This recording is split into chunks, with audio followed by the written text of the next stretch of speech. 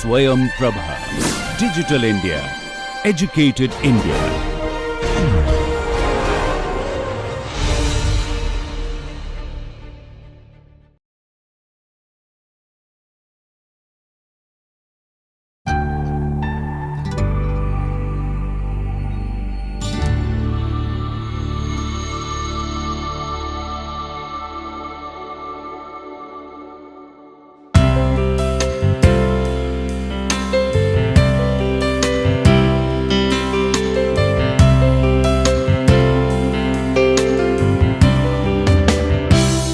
Namaste, hello everyone.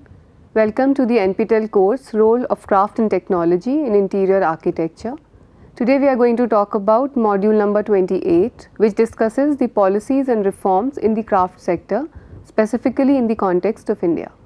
So we will discuss policies and reforms, and we will also have a look very briefly on the current objectives for the craft sector, institutional responses, and then we will see the references.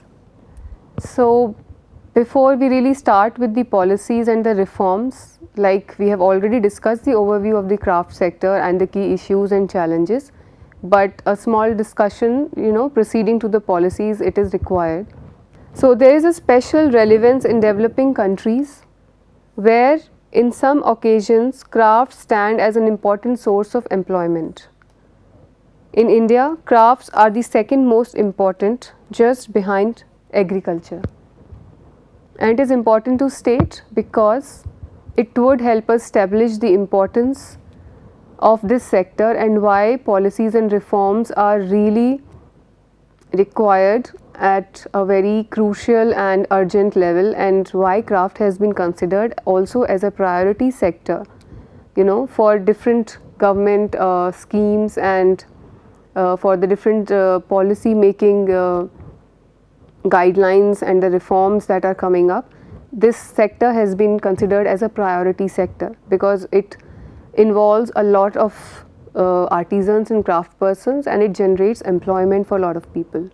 Despite their potential, so we were just talking about the potential, how big this sector is and how it has potential of employment generation.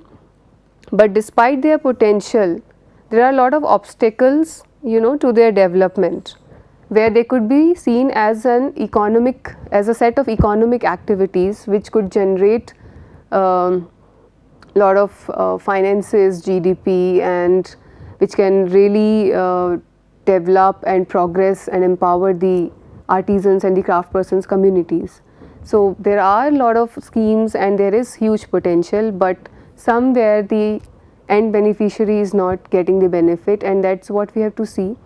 What kinds of policies and reforms are already there, and what suggestions come up, what more could be done. Also, another important thing is that there is a lack of reliable and robust data. That's also one major issue, because of which sometimes the policies, they don't get made the way they should be made, and the policy makers face a lot of trouble as in what kind of policies should come up, because there is a paucity of data related to this sector.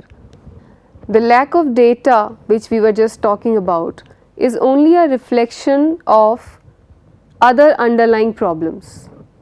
The lack of a clear definition of the concept of craft itself is also a challenge which the policy makers, go through. So there is no clear definition of the concept of craft, and in the very initial few modules we also learnt about different perspectives on art, craft, and how different people define it in different ways. So that, and as well as the concept of craftsman. The concept of craftsman also is not clear. Who is an artisan, who is a craftsman, and how do we really define them, what is the concept?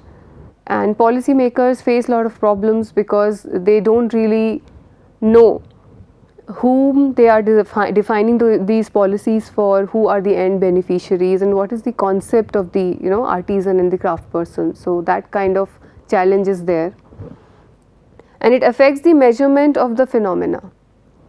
This definitely affects in a significant way the work of the public policy. Public policy designers that by not having a clear and precise definition run the risk of creating distortions. Because they don't have these clear definitions, there are distortions that are bound to happen, which externalities may become more onerous than the benefits it might create. So, sometimes the policies do not work in the benefit and the gap between understanding the end beneficiary and the policies that get made. So, that gap is huge, and sometimes the policies do not really work in their favor. Although the crafts can be an important source of employment, they have little economic impact in absolute terms. So, policy makers, whenever they have to make policies and whenever they have to think of reforms, one major concern that they face is that how to really talk about craft forms, art forms in terms of economics. What is the framework that can be adopted and how the policies can be put in place. So, that is one challenge. Informality highlights as another of the many obstacles to the development of the craft activity as an economic sector, and we discussed it in the previous module at length. Crafts are outside the statistical system and national accounting, and hence limited significantly the analysis of its impact inside the economy as a whole. Because they are outside statistical system and sometimes the national accounting, it becomes difficult to analyze or describe this sector as economic and to come up with policies which are relevant. The handicraft sector, consisting of the producer, wholesaler, retailer, technicians, including designers, and most importantly the policy maker, because we are talking about the policies and reforms, must begin to look at itself as an industry of the non-industrialized. Now, this is important, and this has been discussed by Jaya Jetli ji again, and she is suggesting how craft could be looked as industry of the non-industrialized and prepared to gear itself up for enormous challenge that lies ahead. Industrialization has conventionally meant the dominance of machine over man and of capital over labor. Crafts, in contrast, can be termed an industry where the machine does not dominate and its very decentralized structure prevents the exploitation by a capitalist.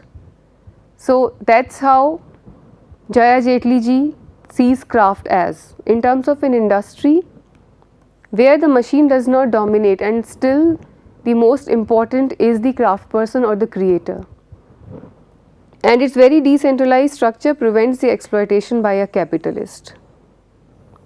And when we start seeing craft in these terms, this is when the relevant policies would come up and the end beneficiary would be the craft person, and there would still be the value of the handmade. So, it is very important that while making the policies and reforms, this perspective is kept in mind, and which is also being taken into account already through different schemes and policies which are coming up. It is just that we also have to see how they reach at the ground level and they go to the end beneficiary and not the middlemen. Crafts by their very nature are not mass produced. They are known for the customization. So, any policy and reform that celebrates that customization, highlights the potential and empowers the craft person to make the customized products without fearing the competition from the multinationals and the market demands, that would be very crucial and helpful. Crafts can be termed as a decentralized creative industry where the human mind and hand is more important than the small machines and tools they may use. Here the machine is the instrument of the maker, owned by the maker or by the community, and to that extent craft is free of domination and exploitation. Definitely some interventions are required, some upgradation in the tools and technical know-how is required, but so long as the creator or the craft person can handle that technical know-how, can really work with those power tools and small machines on their own without requiring any help from the outside, without any external support. And so long as the product is still customized, it only helps them achieve certain things which were not otherwise possible. Then definitely it's a intervention which is worth appreciating. But if the machine takes over the hand and the craft person, they lose their importance and value, then the policy and reforms are no good. So this balance has to be kept in mind. A world of industry without industrialization in the traditional sense. And there is both ample scope and need for this to come out of the disorganized, diminishing and low end profile that it has been carrying for long. So this is what Jaya Jetli ji has been talking for a very long time, and considering craft as a world of industry without industrialization in a very traditional sense. So talking about the soul of the craft and still seeing it as an economic sector but not taking away from its original essence is what she professes and preaches, and then that's how a lot of reforms have come up from her side as well. If Indian crafts production and the small businesses approach can merge to be a part of an organic whole and viewed as an economically viable livelihood option, a network of such enterprises can create turnovers equivalent to medium and even large scale industries. This is what she further says. So there is a suggestion for a network of enterprises where small businesses and craft production merge, they come together and then create turnovers equivalent to medium and even large scale industries. Then she further states, if an industrialized and developed nation like Britain along with Wales, with its mere 32,000 craftsmakers, can surpass the earnings of its organized industries of motorcycle or sports good manufacture, sky is definitely a limit for India and the Indian craft.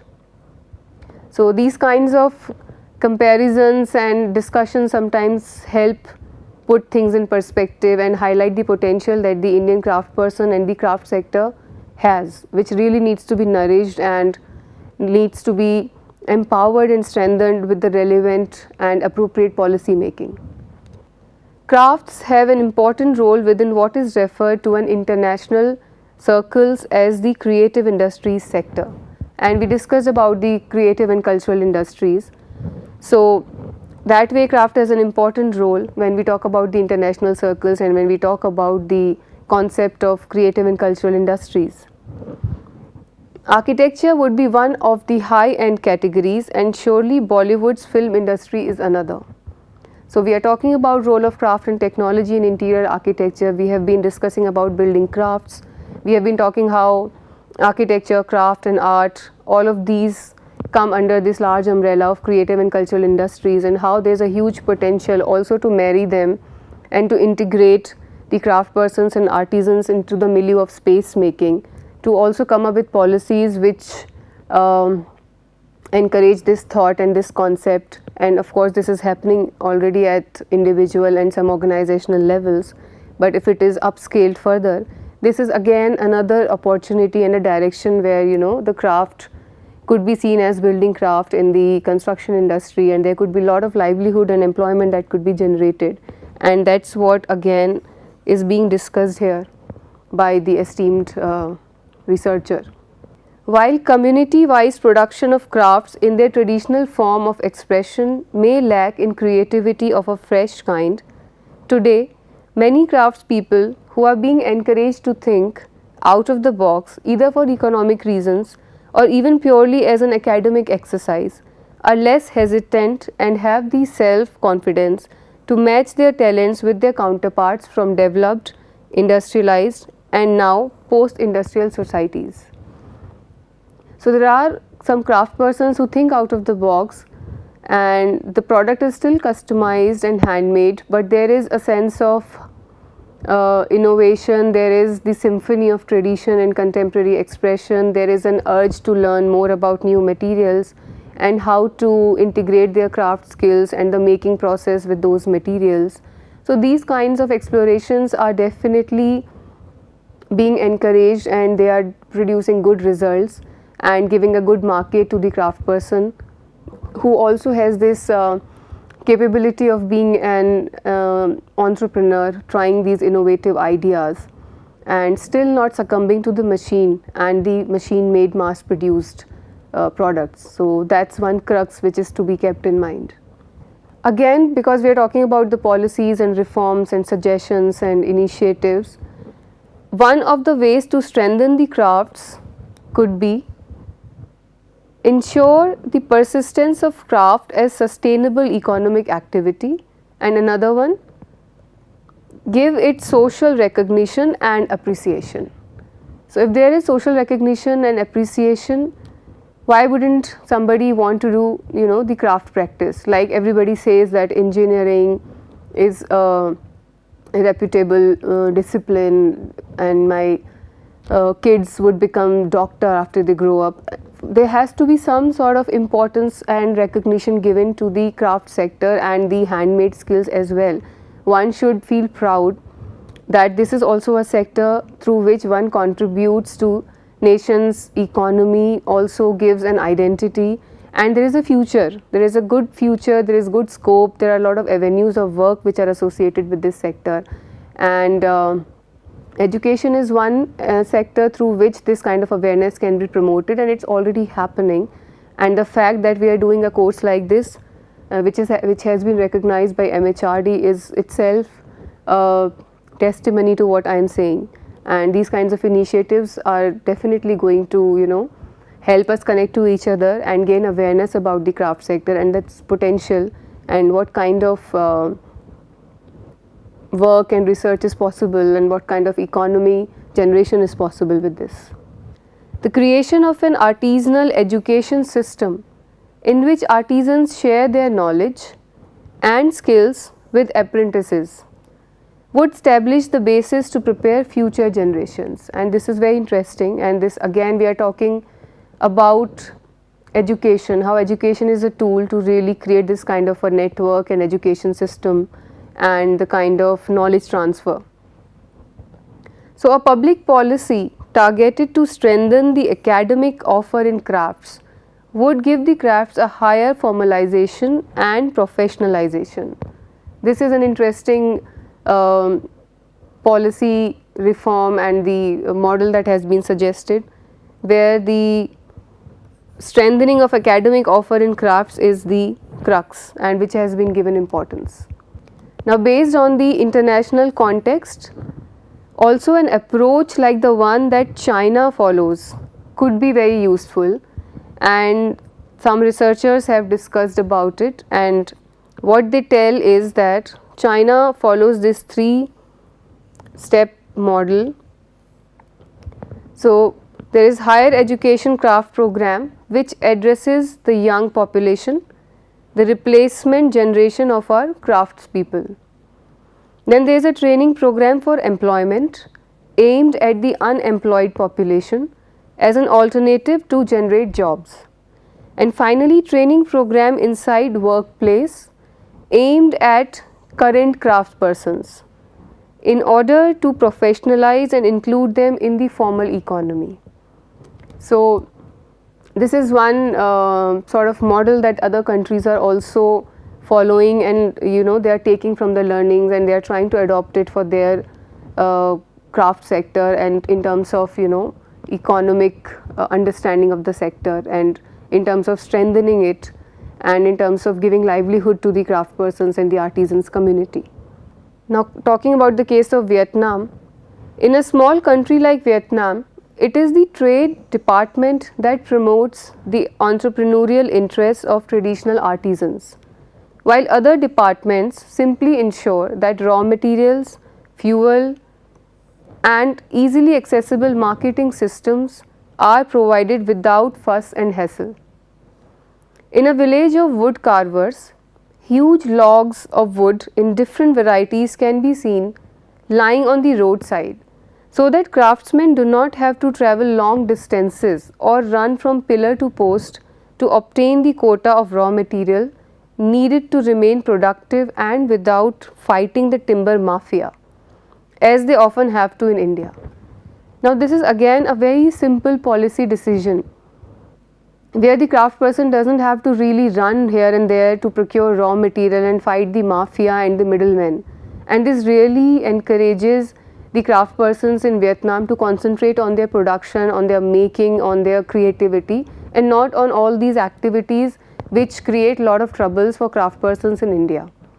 So, policy reforms and policy making, they have to be really aligned with these kinds of discussions and decisions, so that the craft persons, they are beneficial, they are benefited by the policy in the true sense, and they do not have to go through a lot of hassles, and their major concentration is on their work and productivity and not fighting the middlemen and the not succumbing to the exploitation and the problems that have been posed at every step.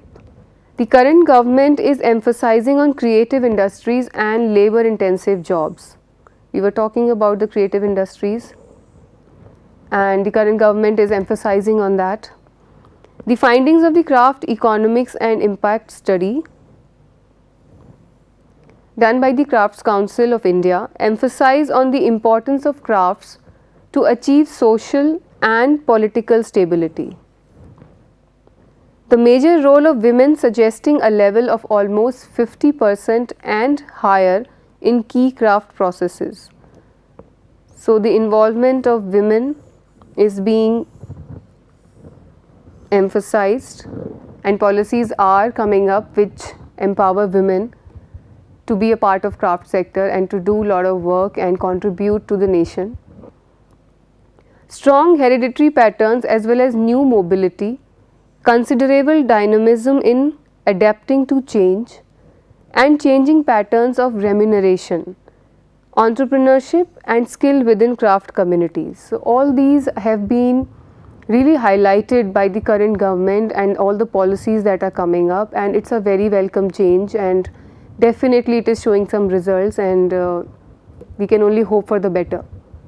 Now, according to the National Design Policy, which is given by the Press Information Bureau, it was made in 2007.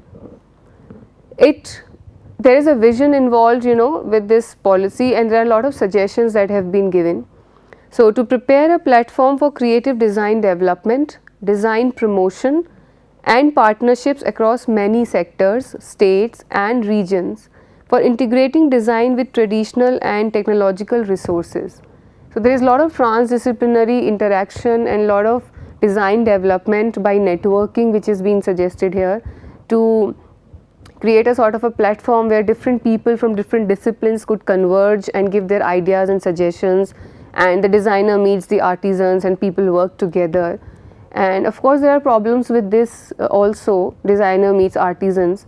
There are some issues related to exploitation, but they can definitely be solved, and a lot of people are working with the artisans, a lot of designers are working with the artisans in a very empathetic and very so to say for their own learning they are working with them, and they really do a lot of interaction, and in the process they give the credit to the craft person. So, there are both good and bad examples, and let us just focus on the good ones. So, as a result, it will generate better employment opportunities and improve the standards of living of the craft persons and the artisans. So, this is one thing that is suggested by this policy.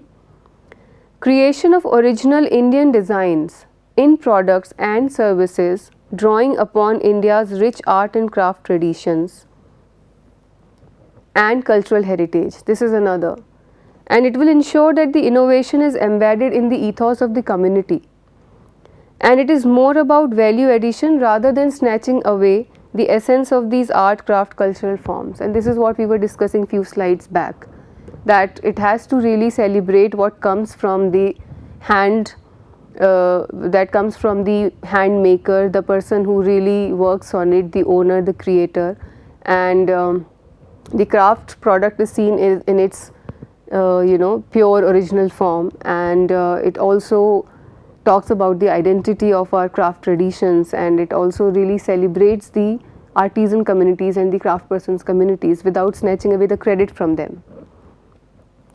Making India a major hub for exports and outsourcing of designs and creative process. This is another suggestion. Enhancing the overall tangible and intangible quality parameters of products and services through design. And what is important here is incremental innovation. So, incremental innovations leading to social change.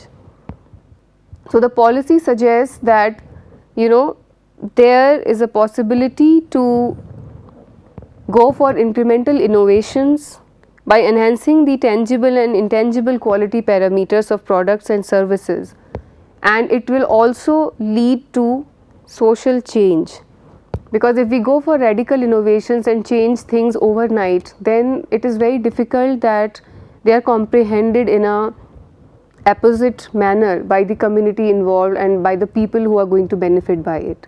So, in small steps, if we go by innovations which are small and which talk about the small changes that have a huge impact on the outcome, they are really the crux of the policy making decisions right now. The creation of awareness among manufacturers and service providers, particularly SMEs and cottage industries, about the competitive advantage of original designs. This is very important. So, this policy celebrates the originality of the designs and the creator and the handmade, and this USP has to be explained, and that is how it will gain momentum. Sustaining and strengthening India's traditional knowledge, skills and capabilities while being sensitive to global heritage. This is an important part of the national design policy. Manufacture of innovative products and contemporization of traditional crafts for broad spectrum of uses and niche markets, and still not taking it away from the craft person or the maker and not succumbing to the machine is the crux of the policy, and it is working well. Government is also taking up policies which discuss the importance of integrating art and craft skills in built forms, and this is of special interest to me because I always keep talking about the building crafts and integration of art and craft forms within the milieu of space making, and government is now recognizing this potential, and they are trying to come up with a lot of schemes and policies which allow this kind of convergence and knowledge sharing and integration. These policies, once framed, will set up certain percentage of artisans and craft persons to be employed in every project related to built forms. Such laws are already enforced in several other countries, especially Europe. Such policy initiatives will encourage the engagement of arts and crafts at varied levels and create several arenas of engagements for the artisans and craft persons. So, this is a new avenue, and the creative and cultural industries model is already talking about this kind of an experimentation or exploration, and there are a lot of policies which have been made in countries outside India, and slowly India is also recognizing this potential, and a lot of individuals and organizations, they already work with this model. They do employ a lot of craft persons and artisans in their projects, and they do a lot of work, sometimes with the working drawings, most of the times without the working drawings, just by their own creativity. And one of my very favorites is the Abhikram architects. They do a lot of work with the artisan craft person communities. Also, in the approach paper to the 12th 5-year plan, it is mentioned that the following sectors are considered as priority sectors for creating large employment in India. And we see the mention of textiles and garments, leather and footwear, gems and jewelry, food processing industries, and of course handlooms and handicrafts. We have been discussing this sector and how important it is in terms of employment generation and the large number of artisan craft person community that it involves. There are several other policies and schemes like Hunar Se Rozgar that emphasize on importance of arts and crafts as way of life as well as industries, and need for innovations to bring social change. Most encouraging is the fact that there does seem to be a consensus emerging in favor of the direction of current government policies and schemes towards supporting small art craft clusters and SMEs and their innovative efforts that are envisioned to bring a social change. So that welcome change is already happening. I'll talk about very briefly the National Skill Development Mission, because we are talking about the policies and reforms related to the skill development, related to the empowerment of the craft sector, and we have had recently the emergence of Ministry of Skill Development and Entrepreneurship, and we all know how important the National Skill Development Mission has been, and it has been working for the rights of the artisans and the craft persons. So this is an important mission which has been formulated, which has been created, and it is aligned with the policies and reforms in the craft sector. The mission has been developed to create convergence across sectors and states in terms of skill training activities. Further, to achieve the vision of skilled India, this is important, this is the vision that this mission follows. The National Skill Development Mission would not only consolidate and coordinate skilling efforts, but also expedite decision making across sectors to achieve skilling at scale with speed and standards. It will be implemented through a streamlined institutional mechanism driven by Ministry of Skill Development and Entrepreneurship. So we already have this ministry, and a lot of schemes and policies and reforms are being made in this sector, especially the craft sector. Now the key institutional mechanism for achieving the objectives of this mission, they are divided into 3 tiers. The Governing Council for Policy Guidance, which is at the apex level, a steering committee and a mission directorate along with an executive committee as the executive arm of the mission. Mission directorate will be supported by 3 other institutions: National Skill Development Agency, National Skill Development Corporation, and Directorate Journal of Training. And there are also 7 sub-missions which have been highlighted in this mission. They focus on institutional training, infrastructure, convergence, because we have been talking about the lack of convergence and lack of ecosystem when we talk about different policies which are in place, trainers, overseas employment, sustainable livelihoods. We used this word few slides back. When we talk about the craft sector and the craft persons, sustainable livelihood is what the craft persons and artisans are looking forward to. Leveraging public infrastructure, that's also very important because there is a lack of infrastructure, which is the key issue and challenge that we discussed in the previous module. So this is what we discussed right now. There is a governing council, the steering committee, mission directorate, and then we have further 3 more arms to the mission directorate, and these are the kinds of activities that they look after. So the Directorate General of Training specifically takes care of the training and the apprenticeship part. The National Skill Development Corporation, they take care of the supporting the private sector, and then research policy, quality and standards, this is taken care by the National Skill Development Agency. So it's a well defined mission, and it has lot of stakeholders and role players, and it has been very elaborately and patiently put into paper so that the craft sector could benefit, and the policies and the schemes and the reforms could actually empower the craft persons and the end beneficiaries get something out of it. Again, this is the mission and the hierarchy. There are also 33 sector skill councils as well as 187 training partners registered with NSDC. Ministry also intends to work with the existing network of skill development centers, universities and other alliances in the field. Further collaborations with relevant central ministries, state governments, international organizations, industry and NGOs have been initiated for multi-level engagement and more impactful implementation of skill development efforts.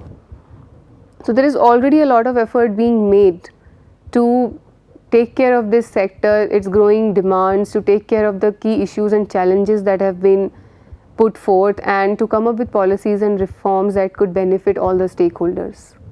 The policy framework created by the Ministry of Skill Development and Entrepreneurship is based on 5 main pillars, and they focus on the 5 C's: connect, supply with demand, correct supply for demand, create pipeline of skilled people, catalyze demand for skilled people, and certification and assessment.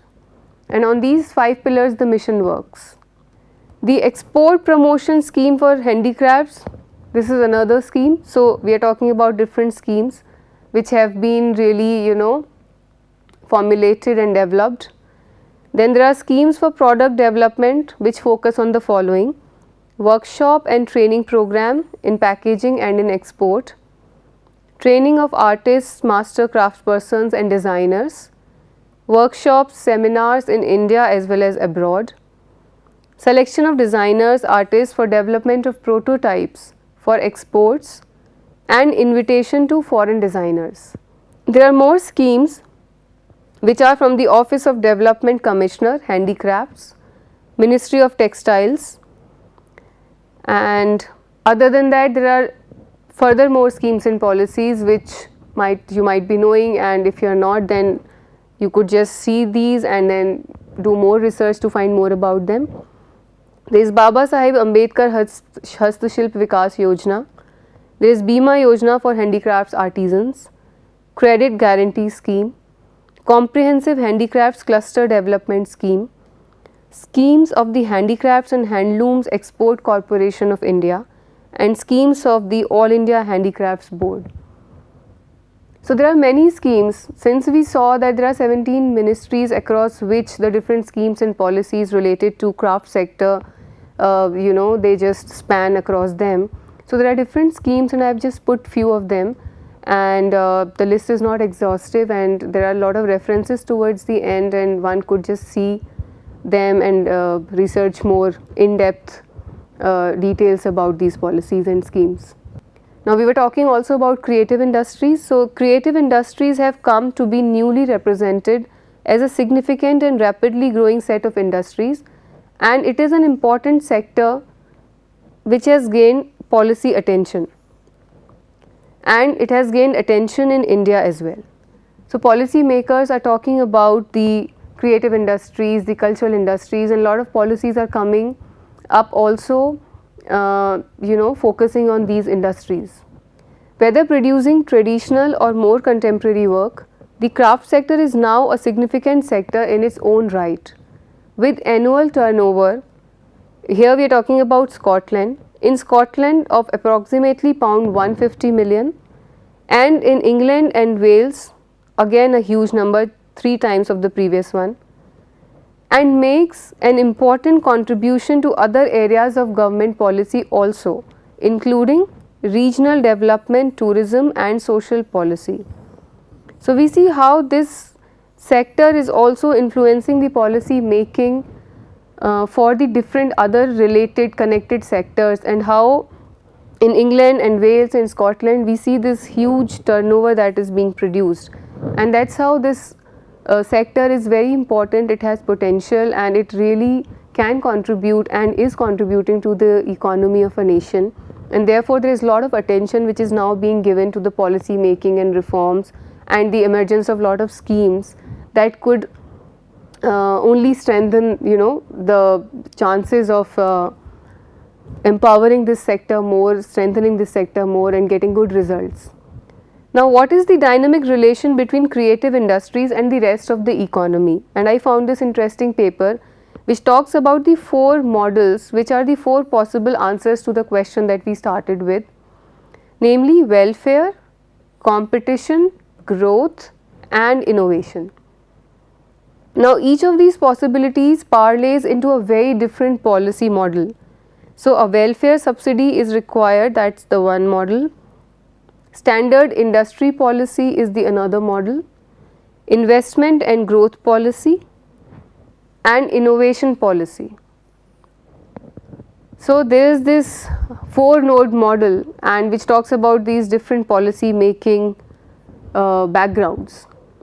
So, again, for making different policy frameworks, it is very important to realize the parameters and what kind of background, what kind of background is which is being catered by that policy making, and what kind of benefit does it provide to the sector.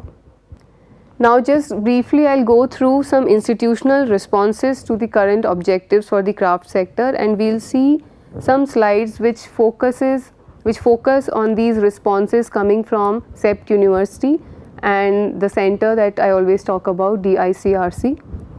So, they have talked about the roles of policies, and here they talk in terms of 4 important parameters, like what we saw in the previous slide. There were 4 major models that were being talked about, and they were catering to the 4 major parameters in question. So, they are talking about upgrading the social position, and further this could be achieved by valuing the building of craftspeople in society and by bringing crafts back to education in schools and universities. They also suggest that the role of policies is to inculcate heritage preservation by research, documentation, preservation and disseminating the craft knowledge, and generating awareness among society for the traditional crafts. And they are specifically talking in terms of building crafts, which we have discussed a lot. Also, another role, generate innovation and development, foster economic sustenance. So, they have come up with this identification of parameters and also suggestions and the kind of important roles that the policy making should adopt, and then accordingly the policy framework should emerge.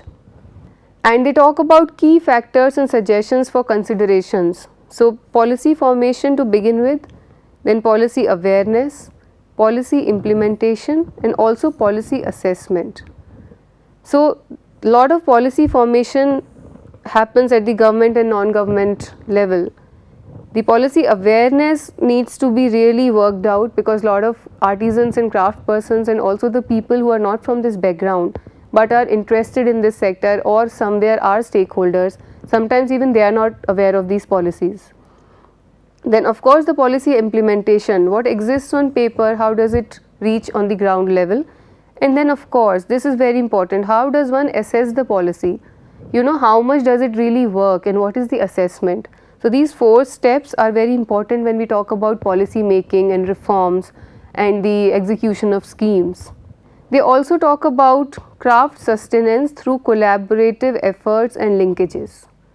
So the parameters of the policies that the ICRC is suggesting, in that one of the crucial thing that they focus on is the craft sustenance through collaborative efforts and linkages and network creation.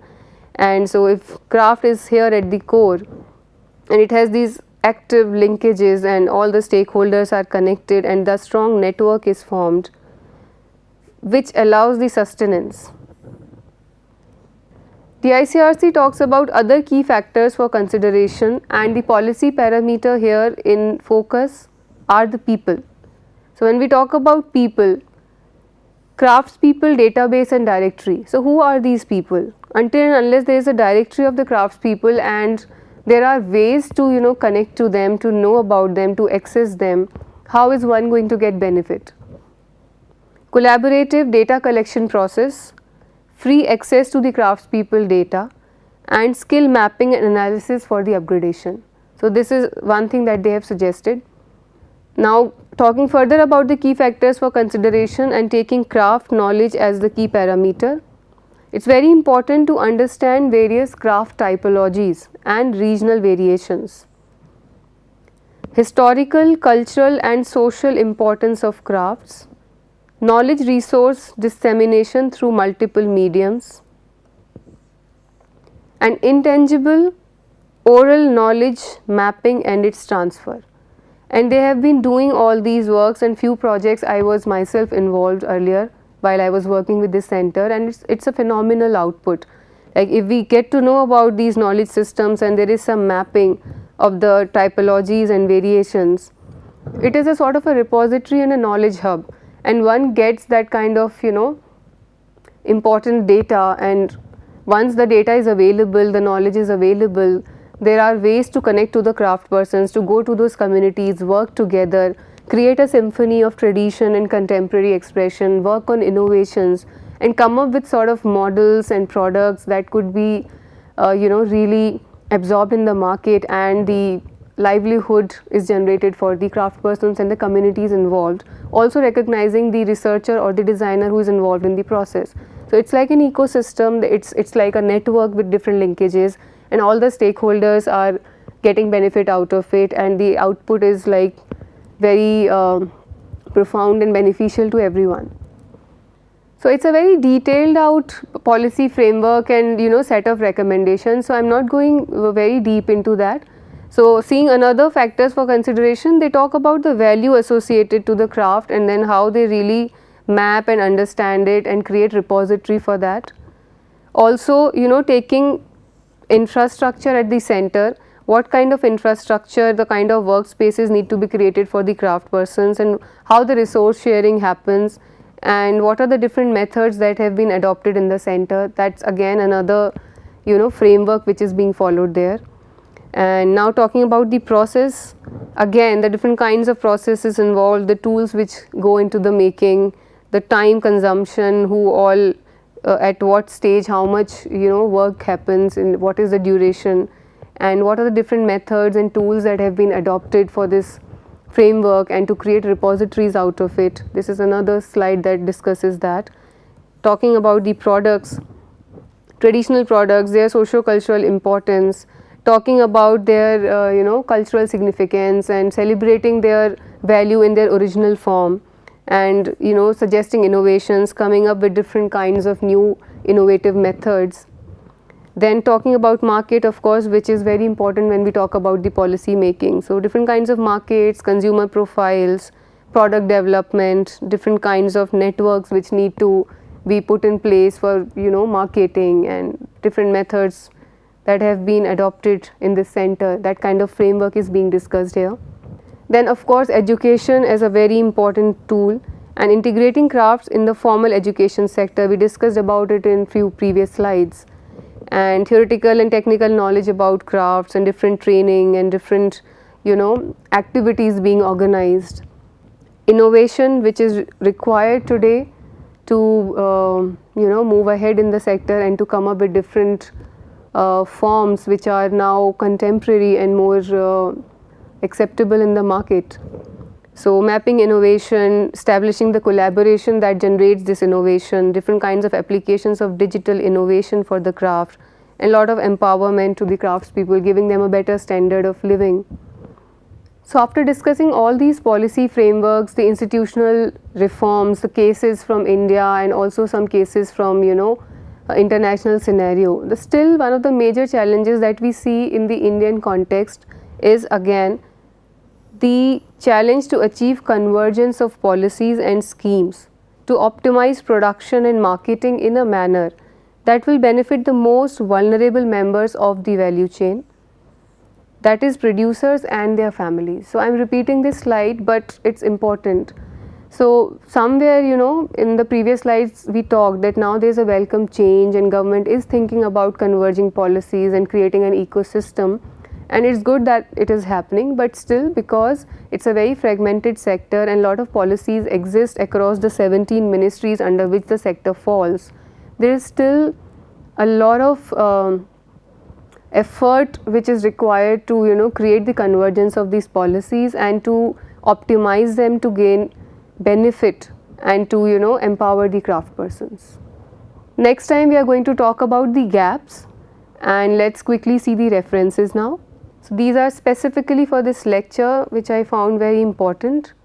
We talked about the case of Scotland, public policy of crafts in Mexico, some more references, and the other ones which are consolidated, and I always put them in all the lectures.